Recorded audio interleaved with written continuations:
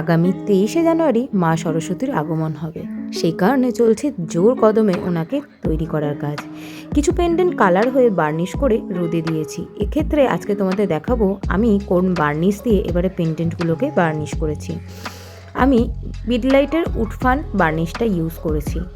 এটা এর আগের বারে ইউজ করে বেশ ভালো রেজাল্ট পেয়েছি। খুব চটজলদি এটি ড্রাই হয়ে যায়, কিন্তু তোমাদের পেন্ডেন্টগুলোতে ভালো করে অ্যাপ্লাই করার আগে আমি সকলকে বলবো হাতে অবশ্যই একটা গ্লাভস পরে নেবে, এবং যে তুলিটাতে তোমরা স্বচ্ছন্দ বোধ করো সেই তুলি দিয়ে বার্নিশ অ্যাপ্লাই করতে পারো।